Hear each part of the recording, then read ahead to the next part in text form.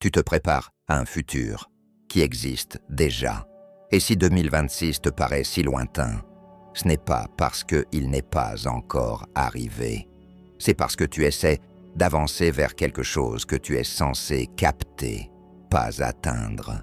La plupart des gens pensent que la prochaine année est un endroit vers lequel on marche, pas à pas, comme si l'on construisait un pont, planche après planche. Mais si le pont vers 2026 était déjà terminé, simplement pas sur la fréquence où tu te tiens aujourd'hui.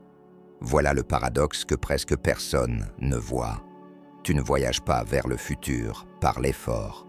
Tu y accèdes par la cohérence. En ce moment, des millions de personnes planifient, fixent des objectifs, réécrivent leur routine, convaincus que la discipline suffira à les porter vers une autre vie. Mais la planification linéaire n'a jamais été conçue pour traverser des seuils quantiques. Elle fonctionne à l'intérieur de la même identité.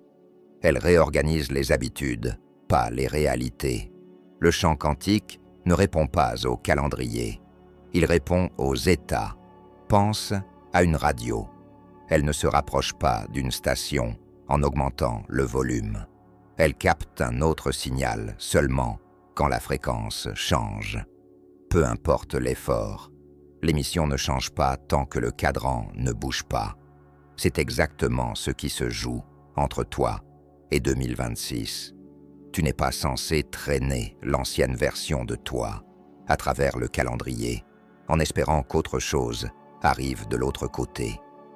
Tu es censé laisser cette version derrière toi et t'accorder à l'identité qui existe déjà là-bas. C'est pour cela que tant de personnes ressentent une tension intérieure à la fin de l'année. Pas du stress, pas de la peur, quelque chose de plus étrange. Les anciennes motivations ne collent plus. Des objectifs, autrefois excitants, sonnent creux. Des stratégies qui fonctionnaient deviennent lourdes. Ce n'est pas de la confusion. C'est un désalignement entre fréquence et identité. Du point de vue quantique, le futur ne se crée pas en séquence. Il existe comme un champ de probabilités. Plusieurs versions de toi existent déjà, y compris celle qui vit la réalité que tu associes à 2026. La seule question est, avec laquelle es-tu en résonance maintenant? Et voici ce que la plupart des gens manquent.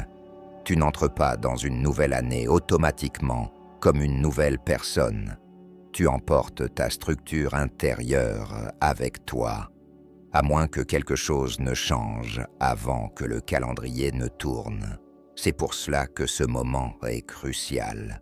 Pas janvier, pas plus tard. Maintenant. Parce que la transition vers 2026 n'est pas une question de construction. C'est une question de libération. Libérer la version de toi qui ne peut pas accéder à ce qui existe déjà. Quand tu vois cela clairement, tu arrêtes de demander comment y arriver.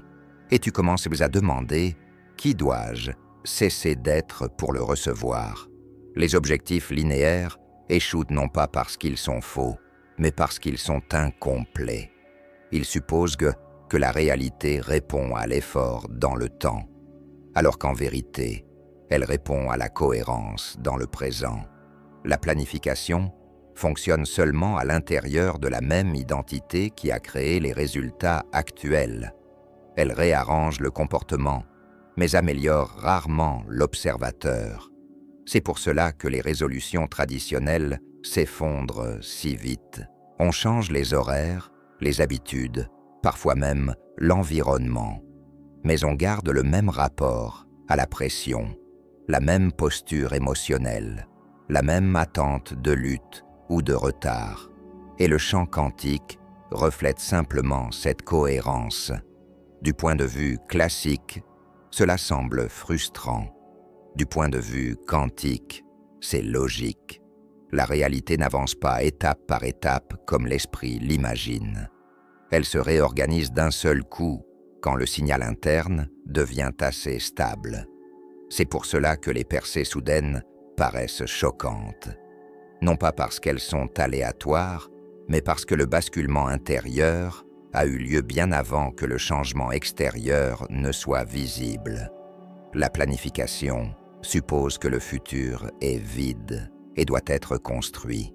Le champ quantique révèle autre chose.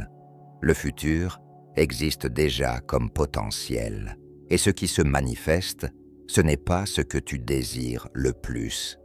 C'est ce avec quoi tu es le plus cohérent. C'est ici que la pensée linéaire se brise. On dit souvent « je deviendrai cette version » après avoir atteint cela. Mais la mécanique quantique inverse l'ordre. Tu atteins cela après être devenu la version capable de le porter. L'identité précède le résultat. Le cerveau fonctionne de la même manière. Il n'attend pas les résultats pour changer ses attentes.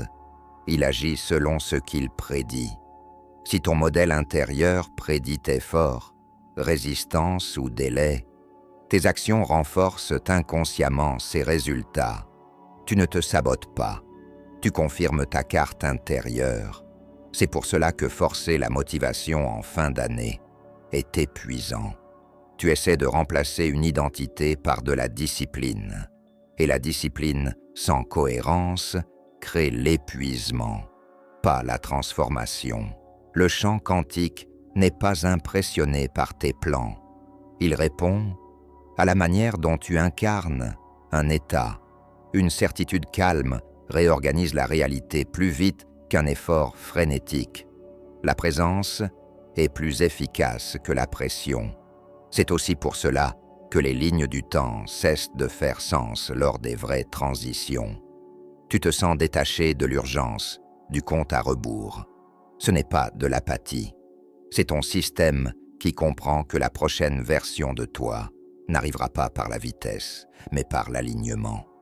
Alors la question change. Ce n'est plus « que dois-je faire avant 2026 ?» mais « quelle identité ne peut pas venir avec moi en 2026 ?» Cette prise de conscience seule modifie la façon dont le champ te répond. Parce qu'au moment où tu cesses de planifier depuis l'ancienne fréquence, un espace s'ouvre. Et cet espace est précisément ce pourquoi la fin de l'année existe. La fin de l'année n'est pas qu'une date, c'est un seuil psychologique et énergétique, un moment où l'inconscient collectif relâche sa routine et devient plus fluide.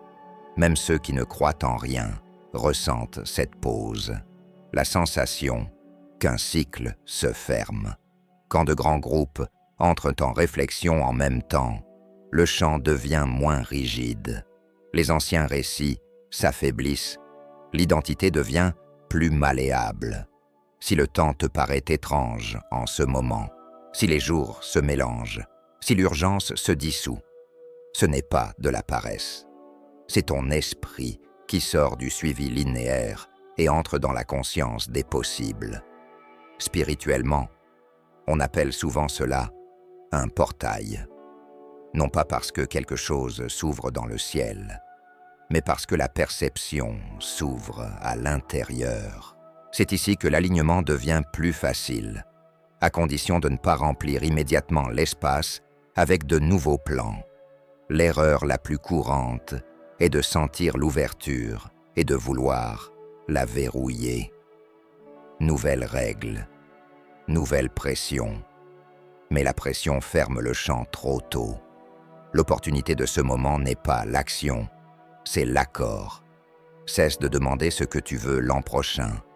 Commence à écouter qui tu es déjà en train de devenir. La version de toi, alignée avec 2026, n'arrive pas par l'effort. Elle est déjà là, comme une fréquence, plus calme, plus cohérente, moins réactive. Quand tu restes dans cette immobilité de fin de cycle, quelque chose d'étrange se produit. Le futur cesse d'être abstrait, il devient familier. Et cette reconnaissance, c'est l'alignement. Tu ne manifestes pas la suite en essayant de la contrôler.